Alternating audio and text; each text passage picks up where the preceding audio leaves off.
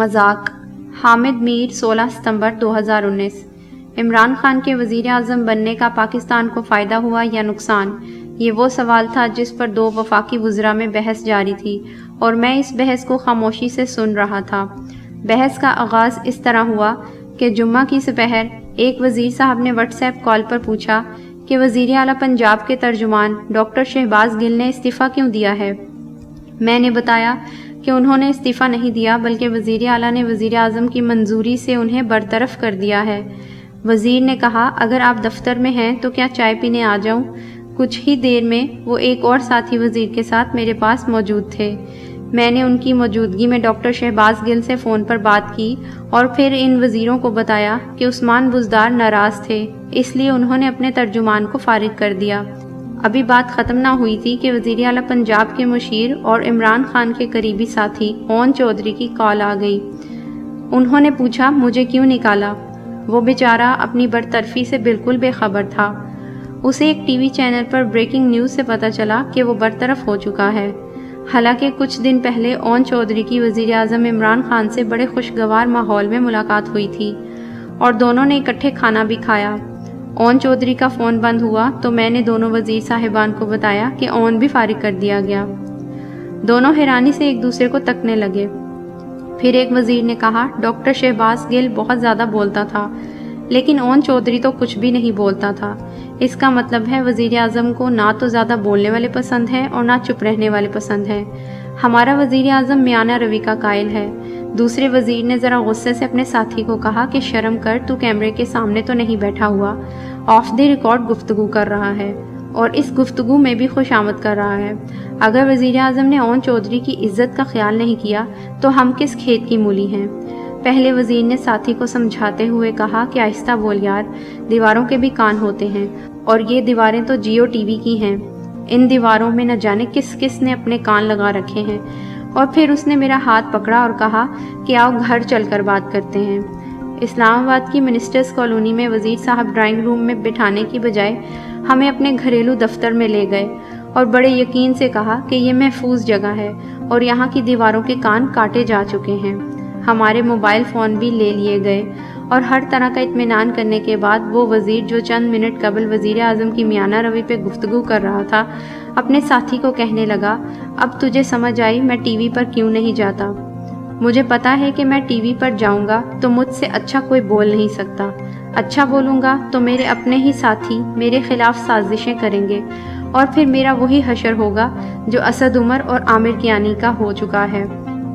इस वज़ीर ने मुझे मुखातिब करते हुए कहा कि हम वो लोग हैं जो कैपिटल टॉक में इमरान खान की गुफ्तगू सुन सुनकर तहरीक इंसाफ में शामिल हुए, लेकिन आज हमारे वज़ीर आज़म को उन लोगों ने घेरा डाल रखा है जो कैपिटल टॉक में इमरान खान की ऐसी तैसी किया करते थे।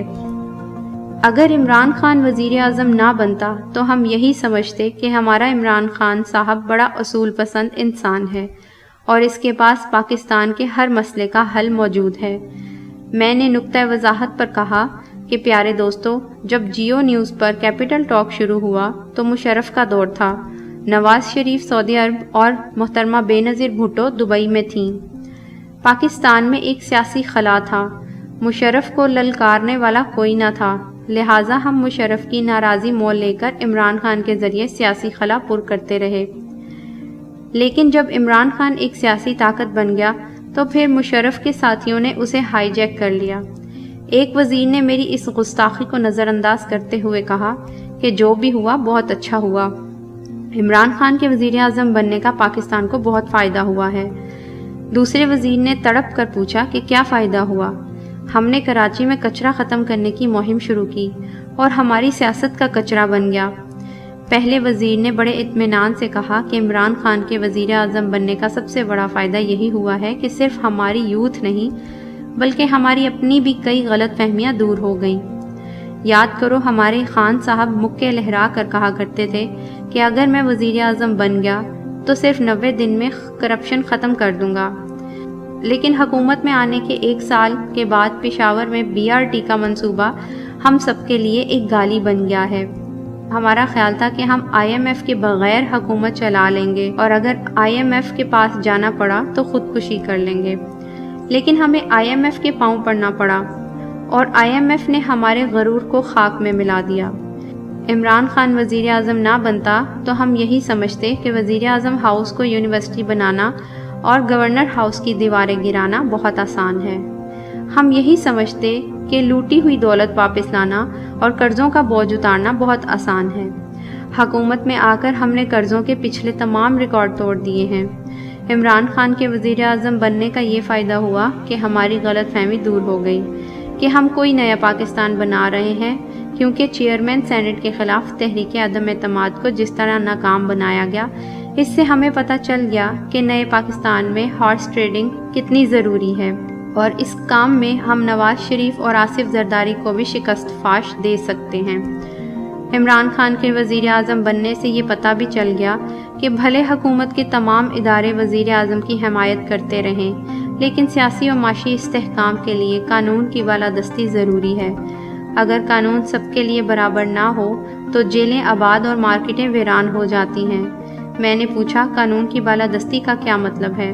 وزیر صاحب نے کہا، آپ اپوزیشن کو چھوڑیں، یہ دیکھیں کہ ہماری کابینہ میں رد و بدل کا معیار کیا ہے۔ عامر کیانی کو صرف ایک الزام پر وزارت سے ہٹا دیا گیا، لیکن آج تک الزام ثابت نہیں ہوا۔ اون چودھری کو بغیر کسی چارج شیٹ کے ہی ہٹا دیا گیا۔ ہم نے حکومت اور قانون دونوں کو مذاق بنا دیا ہے، اور عمران خان وزیر اعظم نہ بنتا تو ہمیں کبھی یہ پتہ نہ چلتا کہ حکومت چلانا کوئی مذاق نہیں ہوتا۔